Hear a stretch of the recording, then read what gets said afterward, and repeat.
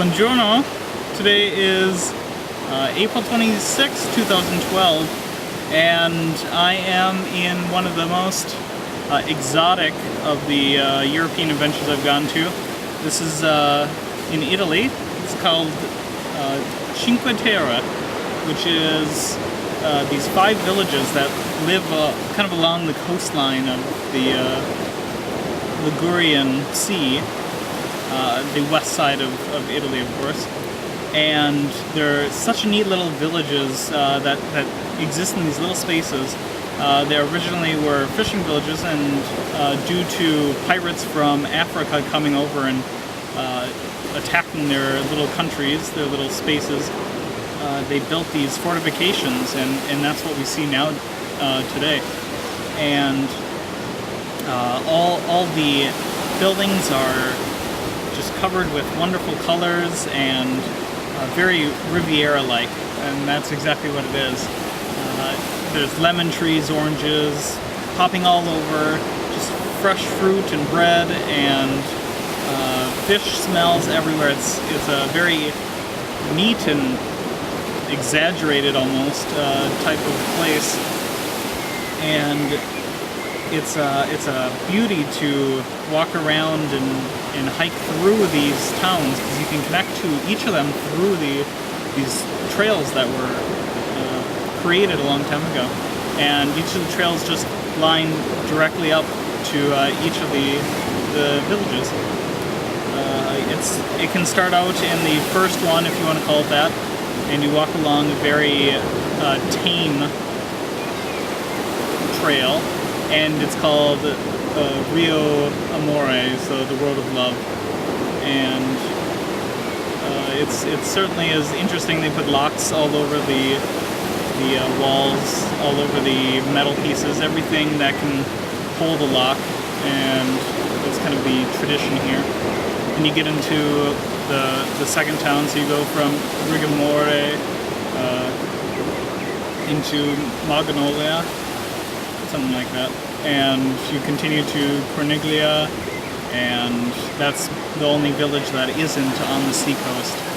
And then you land finally into Vernazia, which is supposedly the most aesthetically pleasing. It probably is. It's very coastliney and stuck into the cliffside. Very neat. The smallest one, I would say. And then lastly, the home base that we're at is Monterosso, and that's said to be the most touristy, but actually it's probably the least so far that we've seen. Least people there. Each of them go up the cliffside into the lovely, almost jungle-like forest that exists in this area. And you see the vineyards lining all the hills, and of course the olive trees and lemons, of course, again. And you follow them through these lovely trails that overlook the most beautiful scenic seaside villages and seaside coastlines, and it starts out pretty easy, but it gets really intense walking later as you go, and you can get really into the mountainous terrains. And most of the time it's just covered in this beautiful thick fog that floats throughout all of the mountains. And you can finally end at this beautiful old relic of a lighthouse and cathedral that still kind of exists, looming above all the last Point Mesco. And it's a certain beauty to see and to behold this kind of experience, kind of like Venice. It's something that you cannot have anywhere else. It cannot exist without this history and being birthed here. And of course, focaccia bread is of course comes from this area, and it is certainly magnificent. We can say that. We can say that for sure. But it's been a lovely time traveling throughout all this area. Walking too much though, but you can't really stop yourself. The sea around here is just like the Grecian Italian seas. It's this beautiful, thick aqua color, something that you almost want to eat. And it crashes along the seaside and comes this beautiful, almost liquid ice cream all over the coast, which while you're eating your gelato, you can amuse yourself with the waves. And during this time right now, in April, it's not too warm. You probably wouldn't swim often unless the sun comes out like today. It's been pretty rainy.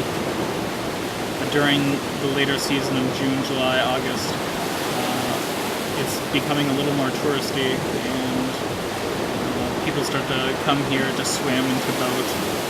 And I think it's catching fame for one of the side tours of Italy, though in the past, even 4 years ago, it was pretty limited.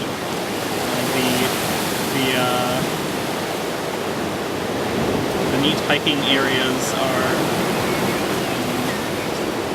really becoming popular, and hopefully they'll become better because the painting stripes are very hard to find in some of the upper hill regions area. If you follow the more pronounced and popular areas, the paths are very easy to catch on. You follow these kind of white and red trail markers, which are very easy to do.